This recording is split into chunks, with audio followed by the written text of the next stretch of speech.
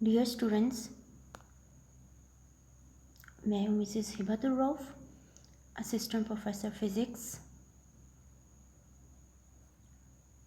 आज हम पढ़ेंगे chapter number 12 electrostatics, lecture number 2।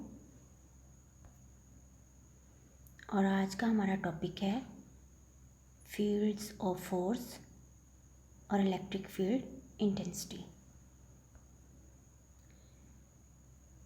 सबसे पहले ये देखेंगे फील्ड्स ऑफ फोर्स यानी इलेक्ट्रिक फील्ड को इंट्रोड्यूस किसने करवाया। इलेक्ट्रिक फील्ड का आइडिया सबसे पहले माइकल फैराडे ने दिया। माइकल फैराडे के अकॉर्डिंग इलेक्ट्रिक फील्ड किसी भी पोजीशन पे एग्जिस्ट करता है, लेकिन वो टाइम डिपेंडेंट नहीं होता। टाइम डिपेंडेंट ना होने से मुराद ये है कि इसका ये मतलब नहीं है कि चार्ज को रखा जाएगा और उससे जो इलेक्ट्रिक फील्ड उसका प्रोड्यूस होगा वो कुछ देर के लिए होगा, 10 मिनट के लिए होगा, 1 घंटे के लिए होगा या 24 घंटों के लिए होगा। ऐसा कुछ नहीं है, यानी ये टाइम डिपेंडेंट क्वांटिटी नहीं है। लेकिन जहाँ इलेक्ट्रिक फील्ड होगा वहाँ फोर्सेस भी इन्वॉल्व होंगी। कौन सी फोर्सेस? कूलम्स लॉ के अकॉर्डिंग इलेक्ट्रोस्टैटिक फोर्स, जो कि अट्रैक्टिव भी हो सकती है, रिपल्सिव भी। आपने 2 तरह के फील्ड्स के बारे में पढ़ा हुआ है या सुना है, एक ग्रेविटेशनल फील्ड, एक electric field. Gravitational field mass की वजह से प्रोड्यूस होता है या क्रिएट होता है, और इलेक्ट्रिक फील्ड चार्जेस की वजह से। हम पहले लेक्चर में पढ़ चुके हैं कि चार्जेस 2 तरह के होते हैं, एक पॉजिटिव चार्ज और एक नेगेटिव चार्ज। पॉजिटिव चार्ज की वजह से फील्ड आउटवर्ड डायरेक्शन में होता है, नेगेटिव चार्ज की वजह से फील्ड इनवर्ड डायरेक्शन में होता है।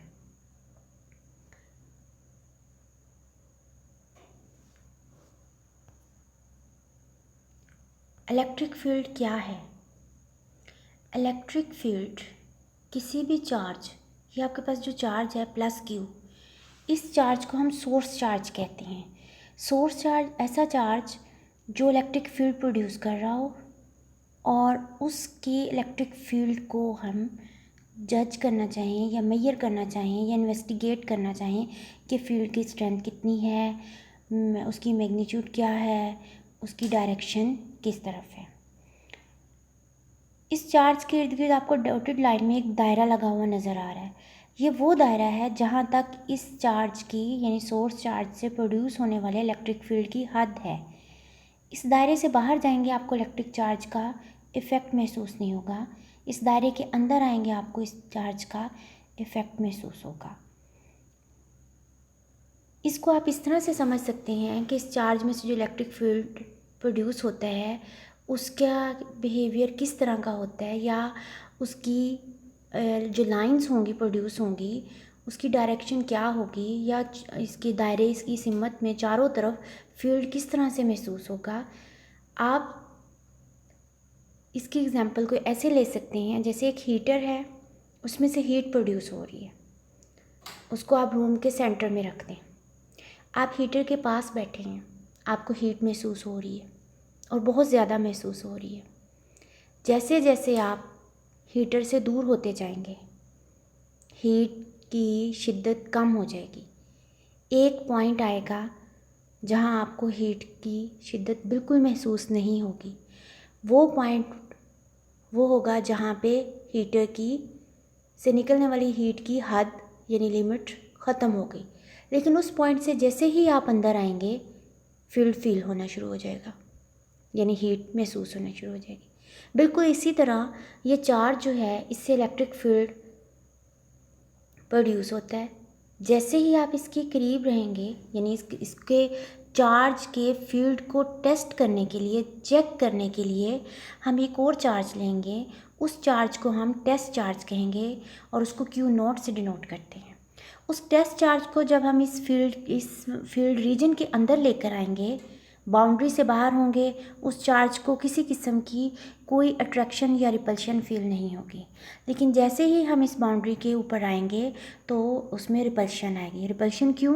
क्योंकि ये सोर्स चार्ज भी पॉजिटिव है और जो टेस्ट चार्ज होगा वो भी पॉजिटिव होगा। अगर टेस्ट चार्ज आपके पास पॉजिटिव है लेकिन सोर्स चार्ज आपके पास नेगेटिव है तो आपको अट्रैक्शन हो, उस चार्ज दोनों चार्जेस में अट्रैक्शन होगी। जैसे ही हम उस चार्ज को, इस टेस्ट चार्ज को प्लस क्यू चार्ज यानी सोर्स चार्ज के करीब लाएंगे तो क्या होगा, बाउंड्री लाइन यानी डॉटेड लाइन से अंदर आएंगे। जैसे जैसे हम प्लस क्यू चार्ज के करीब टेस्ट क्यू नॉट को लेके जाएंगे, रिपल्शन फोर्स की, रिपल्शन जो है रिपल्सिव फोर्स की क्वांटिटी यानी मैग्नीट्यूड बढ़ना शुरू हो जाएगी, रिपल्सन बढ़ना शुरू हो जाएगी, क्योंकि चार्ज के करीब फील्ड की वैल्यू ज़्यादा स्ट्रॉन्ग होती है। जैसे जैसे हम चार्ज से दूर होते जाएंगे हमारा जो फील्ड है उसकी मैग्नीट्यूड कम होती जाएगी, उसका इफ़ेक्ट कम होता जाएगा।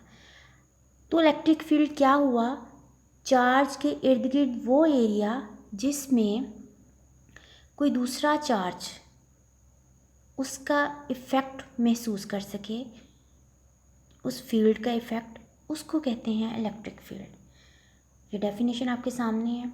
Electric field due to a charge is the space around the charge in which any other charge experiences a force of attraction और repulsion is called electric field. ये डायग्राम आपके सामने दिखाई हुई है। इस डायग्राम में देखें इलेक्ट्रिक फील्ड की लाइंस दिखाई हुई हैं। ये लाइंस क्या शो कर रही हैं, ये आउटर लाइंस डायरेक्शन इसलिए है कि दरमियान में जो सोर्स चार्ज है वो पॉजिटिव चार्ज है।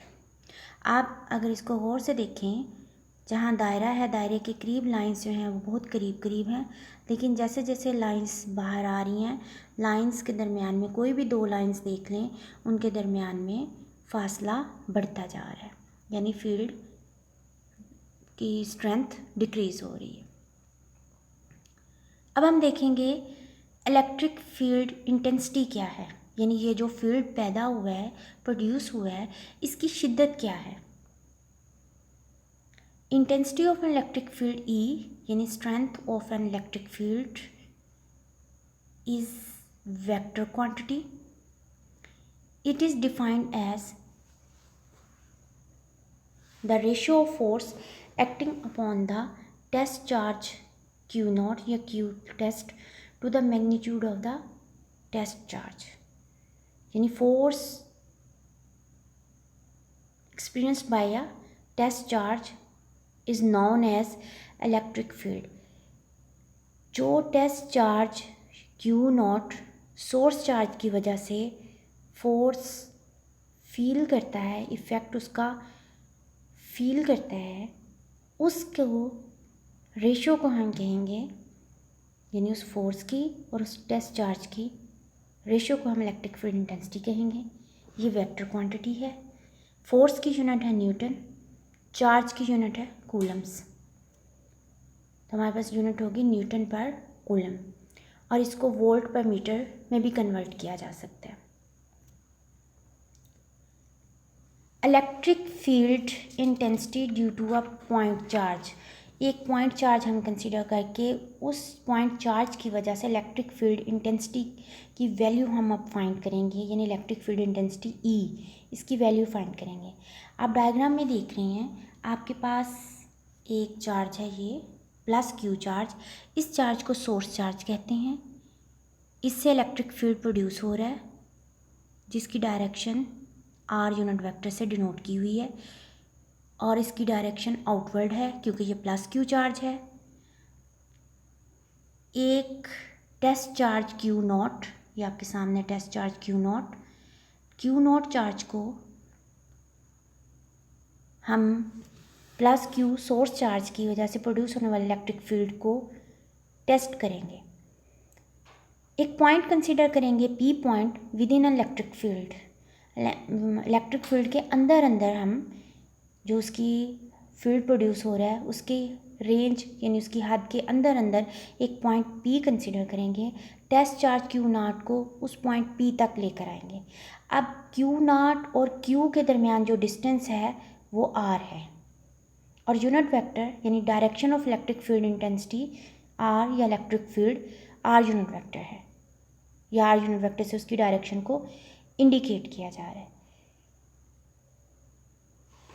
इस फील्ड की वजह से प्लस क्यू चार्ज की वजह से क्यू नॉट पे जो फोर्स लग रही है उसकी वैल्यू क्या होगी, उसकी वैल्यू होगी जो हम पीछे पढ़ चुके हैं, E is equal to F over Q naught, और एफ किसकी इक्वल होगी, यहाँ से हम निकालेंगे क्यू नॉट ई की इक्वल होगी। मीन्स हमारे पास E is equal to F over Q naught, और कूलम्स फोर्स की वैल्यू किसके इक्वल है, 1/4 epsilon naught Q1 Q2 over R square. इस डायग्राम में हम Q1 ले रहे हैं प्लस Q चार्ज को, और Q2 की जगह हम ले रहे हैं Q नॉट चार्ज को। तो वैल्यूज़ हम पुट करेंगे Q1 और Q2 की। F is equal to 1/4 epsilon naught Q into Q naught over R square. R square क्या है, distance between the two charges. अब यही आप फोर्स की वैल्यू इक्वेशन नंबर 1 जो सबसे पहले लिखी हुई इक्वेशन, इसमें हम F की वैल्यू पुट कर देंगे।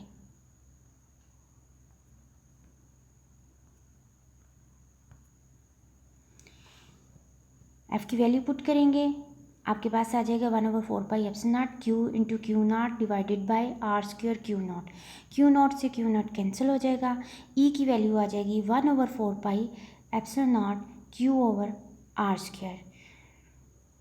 ये आपके पास इलेक्ट्रिक फील्ड इंटेंसिटी की वैल्यू आएगी जब दोनों चार्जेस के दरमियान में, इन दो चार्जेस के दरमियान में कोई मीडियम नहीं होगा, यानी हम किसी किस्म की कोई इंसुलेटिंग मीडियम नहीं रखेंगे।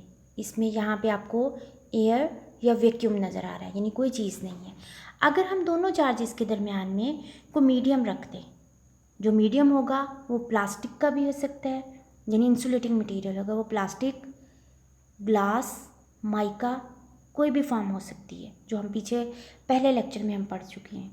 अगर हम दोनों चार्जेस के दरमियान में मीडियम रखेंगे तो इलेक्ट्रिक फील्ड इंटेंसिटी की वैल्यू चेंज हो जाएगी। वो किसकी इक्वल होगी, 1/4 epsilon naught epsilon R into Q over R square. The magnitude of electric field intensity at point P is given by, ये मैग्नीट्यूड है 1/4 epsilon naught Q over R square. If Q greater than 0 means अगर charge positive होगा तो electric field intensity की direction source charge से बाहर की तरफ होगी, यानी away from the source charge होगी। अगर Q लेस देन 0 होगा यानी नेगेटिव चार्ज होगा तो इलेक्ट्रिक फील्ड की डायरेक्शन सोर्स चार्ज की तरफ होगी, मीन्स इनवर्ड डायरेक्शन होगी। इस फार्मूले में आप देख रहे हैं E is equal to 1/4 epsilon naught में 4 epsilon naught Q over R square में 1/4 एप्सिलॉन नॉट कॉन्स्टेंट है, Q चार्ज भी कॉन्स्टेंट है। इट मीन्स कि E proportional to 1/r square. ये क्या शो कर रहा है कि electric field intensity inversely proportional to the square of the distance between the charges. इसको हम इन्वर्स स्क्वायर लॉ भी कहते हैं, means electric field intensity inverse square law को ओबे करती है। ये था आपका electric field intensity due two point charge. Thank you.